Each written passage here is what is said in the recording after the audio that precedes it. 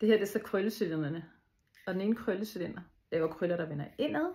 Og den anden krøllecylinder laver krøller, der vender udad. Og det er lidt en smagssag. Og min erfaring med mit lange dattehår, det er, at man skal prøve sig lidt frem. For at se, hvad man personligt foretrækker. For mig er det bedst med krøller, der vender indad. For dig kan det være en anden ting. Man skal prøve sig frem. Lad os se på det. Lad os se, hvordan vi laver krøller. Og det, der er vigtigt, det er, at for at du får et bedst muligt resultat, det er, at du fugter dit hår. Så hvis du har helt tørt hår, så er det faktisk en god idé at spraye lidt vand på. For eksempel via en vanddispenser. Så du gør håret lidt fugtigt. Cirka 70% tørt. Der må godt være fugt i. En anden god ting, der også at gøre, det er at putte hårmousse i håret. For det hjælper faktisk til at forme krøllen bedre. Og få den til at holde længere. Så lad os gøre det. Lad os starte med at fugte håret. Og uanset hvad, vil jeg så sige, husk at bruge heat protection. Og det gælder sådan helt generelt, når du bruger et hårstylingsprodukt. Brug lige lidt vand fra en dispenser her, for at gøre det fugtigt. Yes. Og derefter tager du dit heat protection, så du kan beskytte dit hår mod varme. Du sprayer hele håret med heat protection.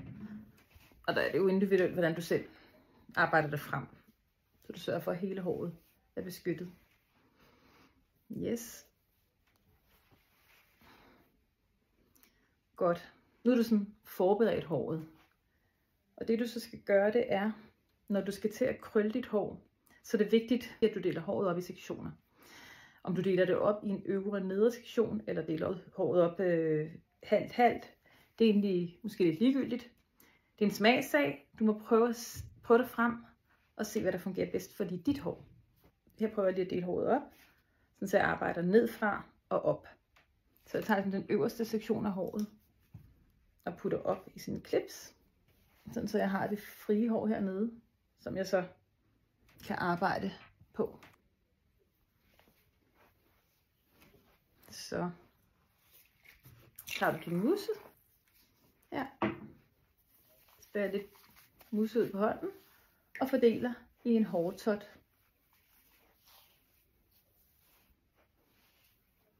Har du meget mousse, så fortsætter du bare de andre hårtotter, som du har frit her. Godt. For at du skal lykkes med dine krøller, så skal du tage en hårtot ad gangen. Lad os tage den her hårtot. Jeg har min cylinder her, og jeg tænker, at jeg bruger den cylinder, der laver krøller, der vender indad. Lad os prøve en gang. Og det den gør, den er smart, for den har sådan en airwrap-funktion, så den nærmest griber håret. Og hvis man har lige så langt hår, som jeg har, så bliver jeg nødt til at hjælpe den lidt på vej med at få den til at holde ordentligt fast i håret. Og en anden ting, jeg vil sige, inden jeg går i gang, det er, at den måde, jeg arbejder på, det er, at jeg kører, at håret er vredet rundt om cylinderen, så kører jeg det op og ned et par gange, og så holder jeg det herop i 10 sekunder på højeste varme. Så sætter jeg den ned på laveste varme bagefter, i 5 sekunder, og så slukker jeg den, og så slipper jeg. Så slipper jeg cylinderen, hiver krøllen ud. Man skal lidt prøve sig frem for at se, hvad der fungerer bedst for en selv. Men lad os prøve at se den her metode, jeg bruger nu.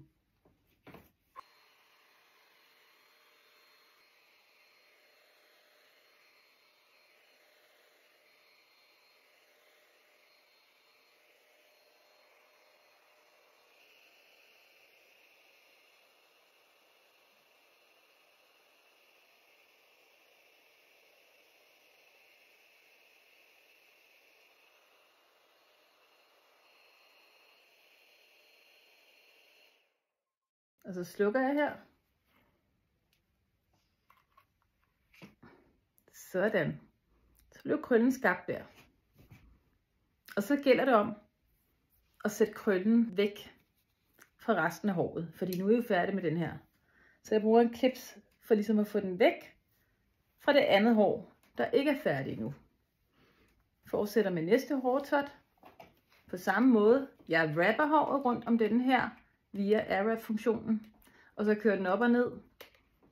Holder den fast herop i 10 sekunder på højeste varme, skifter til laveste varme i 5 sekunder, slukker derefter og hiver forsigtigt cylinderen ud af krøllen. Lad os fortsætte.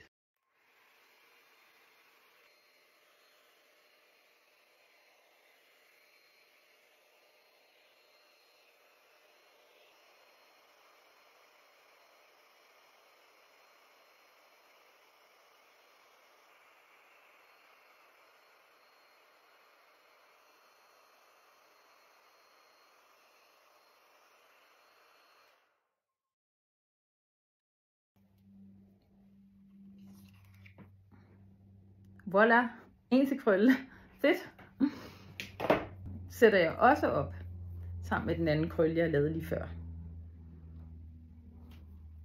Og så vil jeg sige, at hvis det er for svært at køre den op og ned i processen, så bare sørg for at få krøllen eller få håret rullet helt op og fæstnet helt herop. Det kan jeg lige vise næste omgang. Så det er helt herop, uden at du behøver at køre op og ned.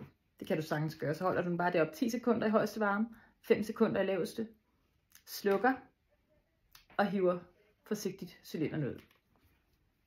Lad os prøve.